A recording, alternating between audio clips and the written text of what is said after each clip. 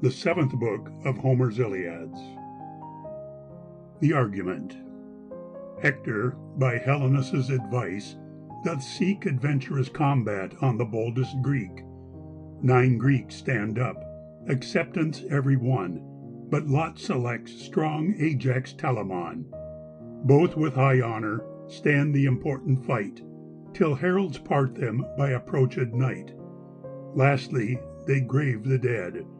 The Greeks erect a mighty wall, their navy to protect, which angers Neptune. Jove, by hapless signs, in depth of night, succeeding woes divines. Another argument. In Eta, Priam's strongest son, combats with Ajax Telamon. This said, brave Hector through the ports, with Troy's bane bringing night, made issue to the insatiate field, resolved to fervent fight.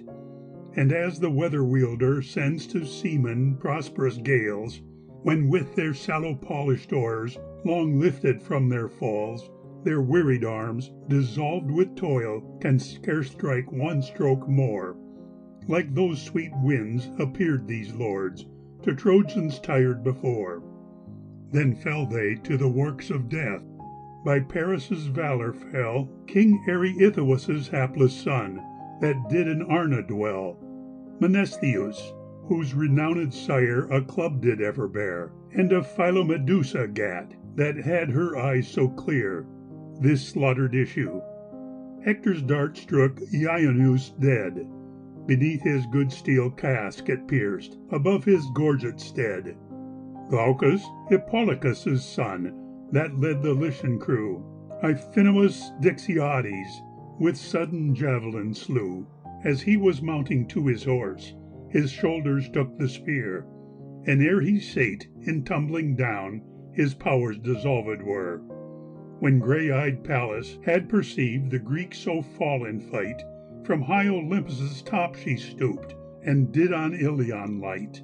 Apollo, to encounter her, to Pergamus did fly, from whence he, looking to the field, wished Trojans victory. At Jove's broad beach these godheads met, and first Jove's son objects, "Why, burning in contention thus, do thy extreme effects conduct thee from our peaceful hill?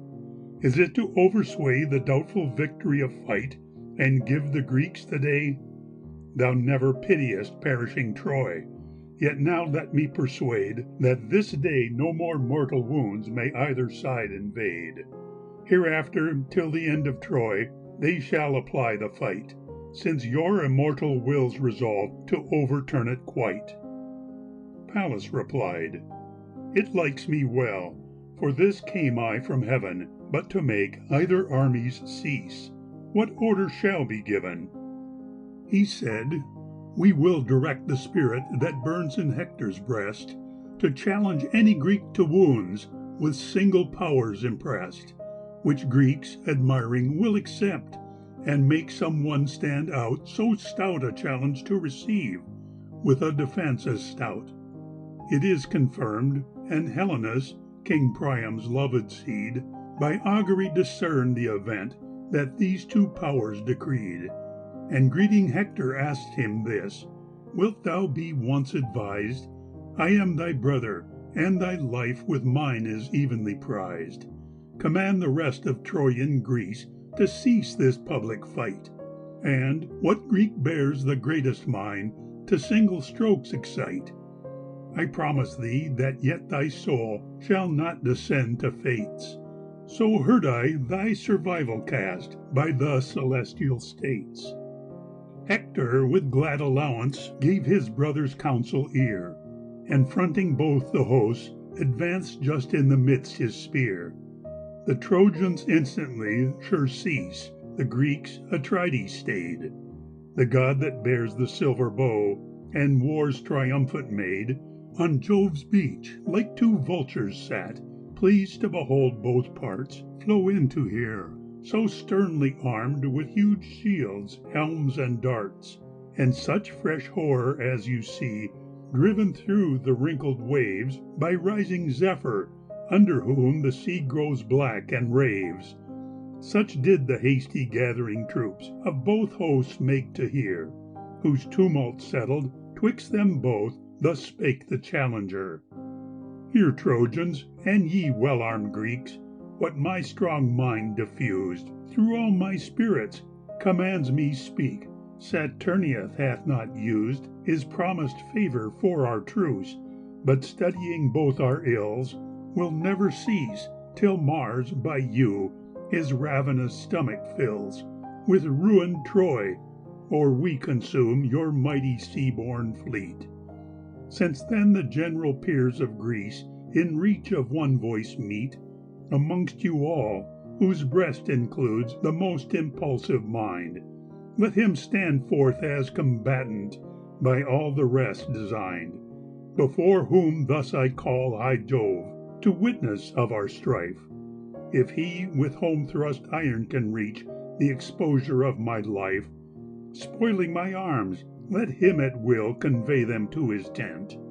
But let my body be returned, that Troy's two-sexed descent may waste it in the funeral pile. If I can slaughter him, Apollo honoring me so much, I'll spoil his conquered limb, and bear his arms to Ilion, where in Apollo's shrine I'll hang them as my trophies do.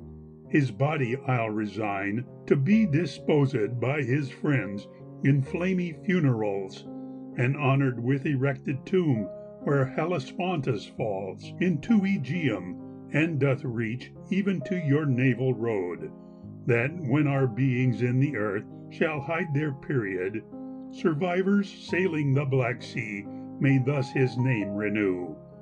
This is his monument, whose blood long since did fates imbrue, whom, passing far in fortitude, illustrate Hector slew. This shall posterity report, and my fame never die."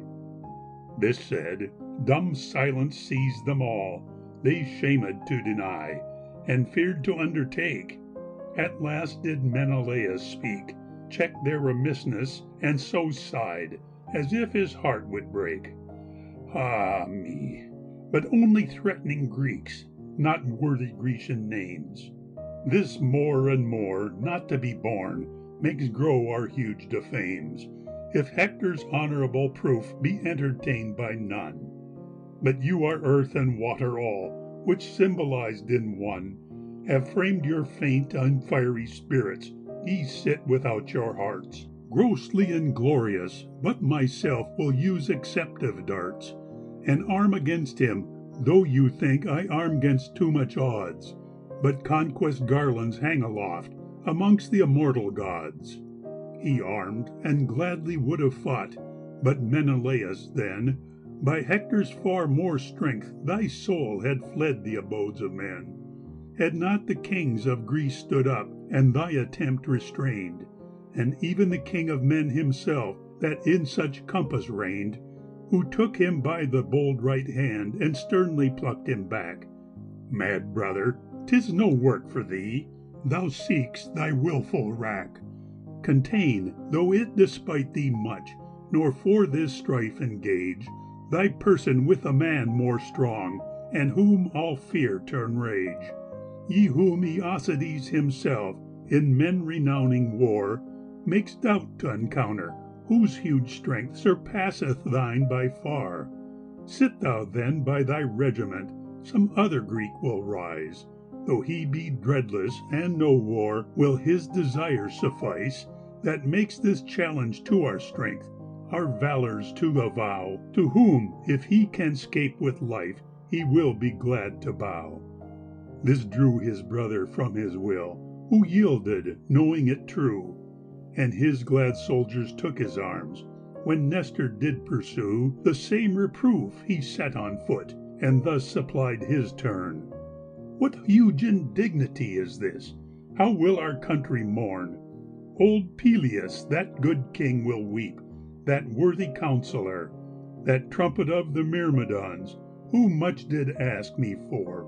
All men of name that went to Troy, with joy he did inquire their valor and their towardness, and I made him admire.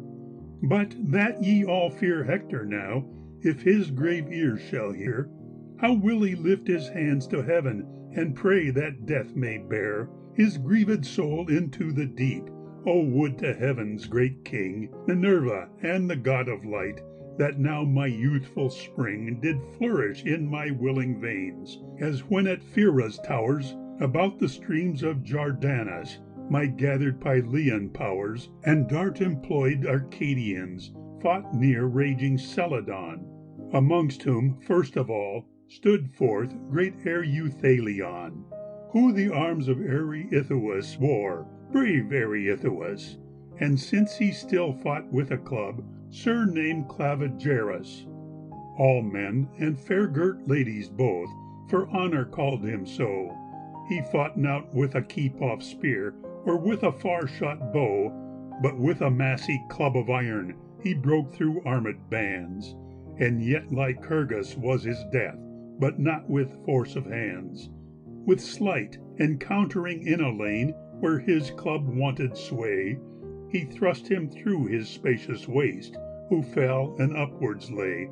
In death not bowing his face to earth, his arms he did despoil, which iron Mars bestowed on him, and those in Mars's toil Lycurgus ever after wore. But when he aged grew, and forced to keep his peaceful house, their use he did renew on mighty Ereuthalion's limbs, his soldier loved well, and with these arms he challenged all that did in arms excel.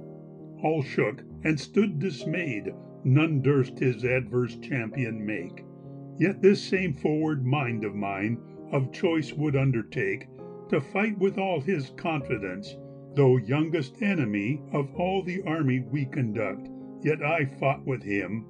I, Minerva made me so renowned, and that most tall strong peer I slew, his big bulk lay on earth, extended here and there, as it were covetous to spread the centre everywhere. Oh, that my youth were now as fresh, and all my powers as sound, soon should bold Hector be impugned. Yet you that most are crowned with fortitude of all our host, even you, methinks, are slow, not free and set on fire with lust, to encounter such a foe.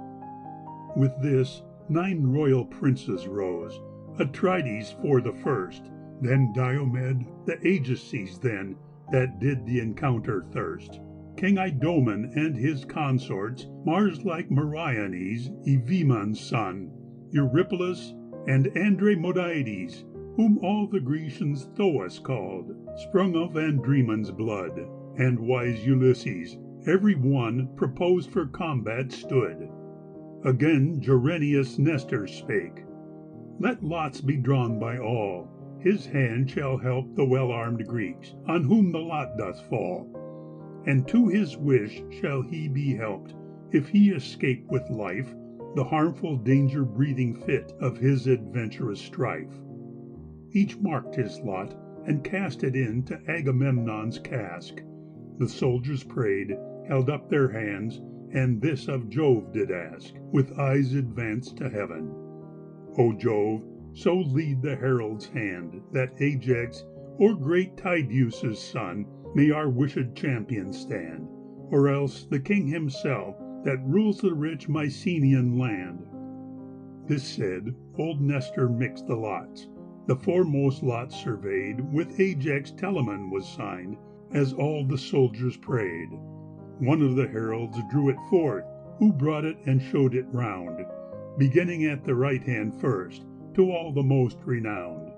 None knowing it, every man denied, but when he forth did pass, to him which marked and cast it in, which famous Ajax was, he stretched his hand, and into it the herald put the lot, who viewing it, the inscription knew, the Duke denied not, but joyfully acknowledged it, and threw it at his feet, and said, O friends, the lot is mine, which to my soul is sweet. For now I hope my fame shall rise in noble Hector's fall. But whilst I arm myself, do you on great Saturnius call, but silently, or to yourselves, that not a Trojan hear. or openly if you think good, since none alive we fear. None with a will, if I will not, can my bold powers affright, at least for plain fierce swing of strength, or want of skill in fight. For I will well prove that my birth and breed in Salamine was not all consecrate to meat, or mere effects of wine. This said, the well-given soldiers prayed, up went to heaven their eyne. O Jove, that Ida dost protect, most happy, most divine, send victory to Ajax's side, fame, grace his goodly limb. Or, if thy love blessed Hector's life, and thou hast care of him, bestow on both like power, like fame. This said, in bright arms shone the good strong Ajax, who, when all his war attire was on, marched like the hugely figured Mars, when angry Jupiter, with strength on people proud of strength, sends him forth to infer wreakful contention, and comes on with presence full of fear. So the archive rampire Telamon did twixt the hosts appear, smiled, yet of terrible aspect, on earth with ample pace he boldly stalked, and shook aloft his dart with deadly grace. It did the Grecians good to see, but heartquake shook the joints of all the Trojans. Hector's self felt thoughts with horrid points tempt his bold bosom, but he now must make no counterflight, nor with his honor now refuse that had provoked the fight. Ajax came near, and like a tower his shield his bosom barred, the right side brass, and 7 oxides within it quilted hard. Old Tychius, the best courier that did in Hyla dwell, did fame it for exceeding proof, and wrought it wondrous well. With this stood he to Hector close, and with this brave began. Now, Hector, thou shalt clearly know, thus meeting man to man, what other leaders arm our host, besides great Thetis' son, who with his hardy lion's heart hath armies overrun. But he lies at our crooked stern fleet, a rival with our king, in height of spirit. Yet to Troy he many knights did bring, co-equal with Aeacides, all able to sustain all thy bold challenge can import. Begin then, words are vain. The helm-graced Hector answered him. Renowned Telamon, prince of soldiers, came from Greece. Assay not me like one young and immartial, with great words, as to an Amazon dame. I have the habit of all fights, and know the bloody frame of every slaughter. I well know the ready right-hand charge, I know the left, and every sway of my secure full targe. I triumph in the cruelty of fixed combat fight, and manage horse to all designs. I think then, with good right, I may be confident as far as this my challenge goes, without being taxed with avaunt, borne out with empty shows. But being a soldier so renowned, I will not work on thee with least advantage of that skill I know doth strengthen me, and so with privity of sleight win that for which I strive, but at thy best, even open strength, if my endeavors thrive. Thus he sent his long javelin forth. It struck his foe's huge shield, near to the upper skirt of brass, which was the 8th it held. 6 folds the untamed dart struck through, and in the 7th tough hide the point was checked. Then Ajax threw.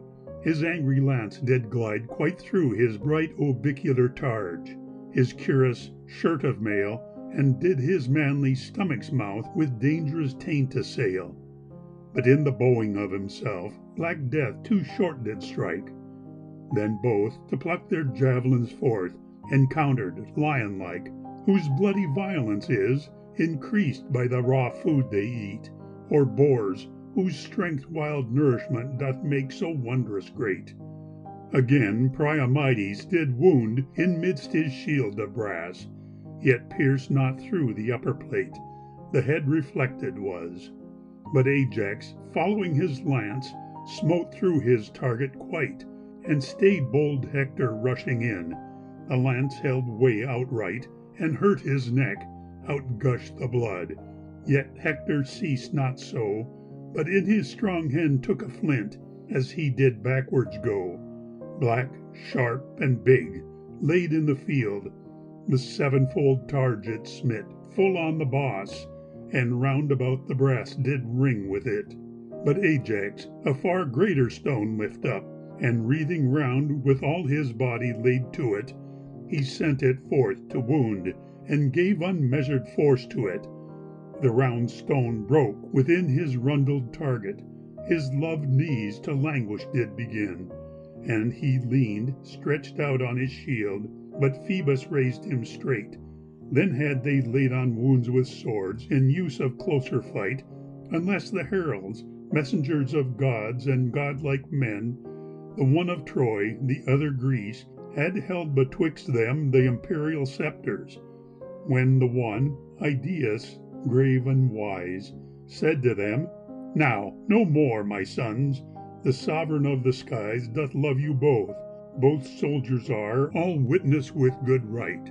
But now night lays her mace on earth, 'tis good to obey the night. Idaeus, Telamon replied, to Hector speak, not me. He that called all our Argive peers to station fight, 'twas he. If he first cease, I gladly yield. Great Hector then began, Ajax, since Jove to thy big form made thee so strong a man, and gave thee skill to use thy strength so much, that for thy spear thou art most excellent of Greece, now let us fight forbear. Hereafter we shall war again, till Jove our herald be, and grace with conquest which he will. Heaven yields tonight, and we. Go thou and comfort all thy fleet, all friends and men of thine, as I in Troy my favourers, who in the fane divine have offered orisons for me. And come, let us impart some ensigns of our strife, to show each other's suppled heart, that men of Troy and Greece may say, thus their high quarrel ends. Those that encountering were such foes are now, being separate, friends. He gave a sword, whose handle was with silver studs through driven, scabbard and all, with hangers rich. By Telamon was given a fair well-glossed purple waist. Thus Hector went to Troy, and after him a multitude, filled with his safety's joy, despairing he could ever scape the puissant fortitude and unimpeached Ajax's hands. The Greeks like joy renewed for their reputed victory, and brought him to the king, who to the great Saturnides preferred an offering, an ox that fed on 5 fair springs. They flayed and quartered him, and then in pieces cut on spits they roasted every limb, which neatly dressed they drew it off. Work done, they fell to feast. All had enough, but Telamon, the king had passed the rest, with good large pieces of the chine.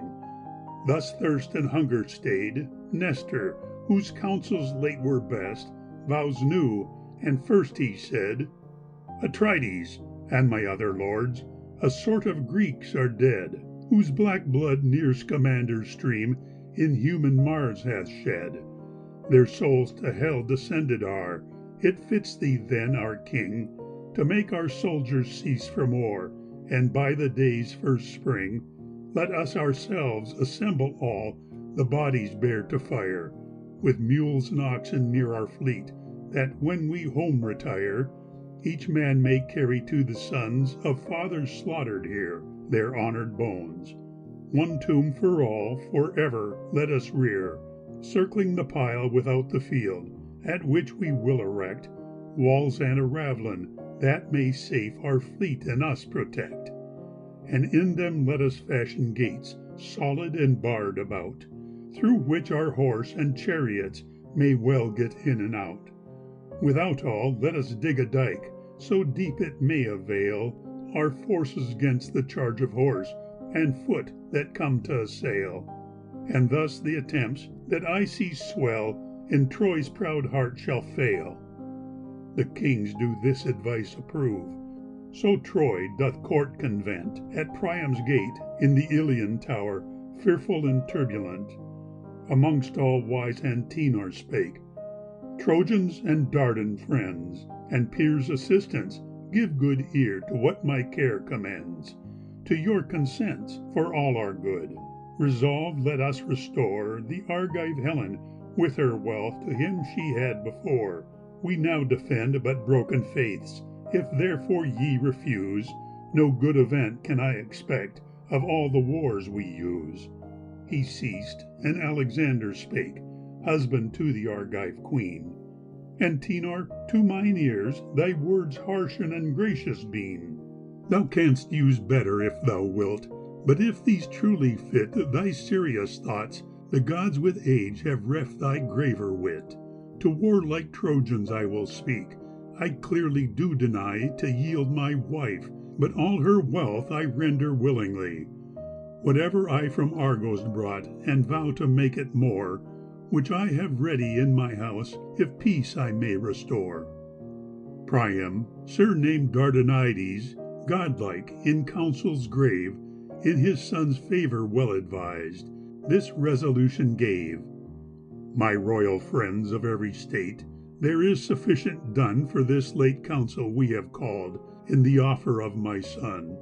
Now then, let all take needful food, then let the watch be set, and every court of guard held strong, so when the morn doth wet the high-raised battlements of Troy, ideas shall be sent to the Argive fleet, and Atreus' sons, to unfold my son's intent, from whose fact our contention springs, and if they will, obtain respite from heat of fight, till fire consume our soldiers slain, and after our most fatal war let us importune still, till Jove the conquest have disposed to his unconquered will. All heard, and did obey the king, and in their quarters all that were to set the watch that night did to their suppers fall. Ideas in the morning went, and the Argives' peers did find, in council at Atrides' ship, his audience was assigned. And in the midst of all the kings, the vocal herald said, Atrides, my renowned king, and other kings his aid, propose by me in their commands the offers Paris makes, from whose joy all our woes proceed. He princely undertakes that all the wealth he brought from Greece, would he had died before, he will, with other added wealth, for your amends restore.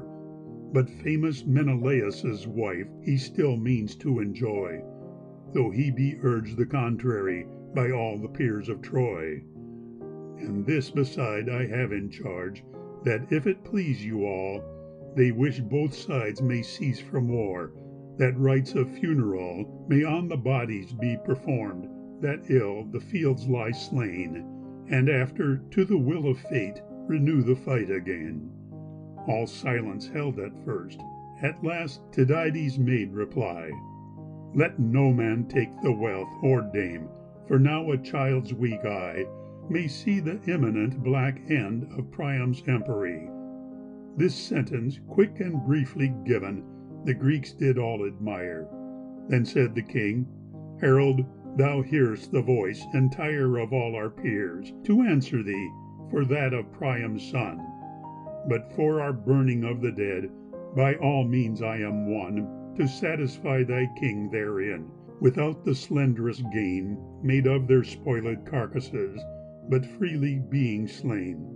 They shall be all consumed with fire, to which I cite high thundering Jove, that is the king of Juno's delight. With this he held his sceptre up to all the sky-throned powers, and grave ideas did return to sacred Ilion's towers, where Ilians and Dardanians did still their counsels ply, expecting his return. He came and told his legacy. All whirlwind-like assembled then, some bodies to transport, some to hew trees. On the other part, the Argives did exhort their soldiers to the same affairs. Then did the new-fired sun smite the broad fields, ascending heaven, and the ocean smooth did run. When Greece and Troy mixed in such peace, you scarce could either know. Then washed they off their blood and dust, and did warm tears bestow upon the slaughtered, and in cars conveyed them from the field. Priam commanded none should mourn, but in still silence yield their honored carcasses to fire, and only grieve in heart. All burned, to Troy, Troy's friends retire, to fleet the Grecian part. Yet doubtful night obscured the earth, the day did not appear, when round about the funeral pile the Grecians gathered were. The pile they circled with a tomb, and by it raised a wall, high towers to guard the fleet and them, and in the midst of all they built strong gates, through which the horse and chariots passage had. Without the rampire a broad dike, long and profound, they made, on which they palisadoes pitched, and thus the Grecians wrought. Their huge works in so little time were to perfection brought, that all gods, by the lightner set, the frame thereof admired. Mongst whom the earthquake-making god this of their king inquired. Father of gods, will any man of all earth's grassy sphere ask any of the gods' consents to any actions there? If thou wilt see the shag-haired Greeks with headstrong labours frame so huge a work, and not to us do offerings first inflame, as far as white Aurora's dews are sprinkled through the air, fame will renown the hands of Greece for this divine affair. Men will forget the sacred work the sun and I did raise for King Laomedon, bright Troy, and this will bear the praise. Jove was extremely moved with him, and said, What words are these, thou mighty shaker of the earth, thou lord of all the seas? Some other god, of far less power, might hold conceits dismayed with this rare Grecian stratagem, and thou rest well apaid. For it will glorify thy name as far as light extends, since, when these Greeks shall see again their native soil and friends, the bulwark battered thou mayest quite devour it with thy waves, and cover with thy fruitless sands this fatal shore of graves, that what their fiery industries have so divinely wrought, in raising it, thy power will prove it not. Thus spake the gods among themselves. Set was the fervent sun, and now the great work of the Greeks was absolutely done.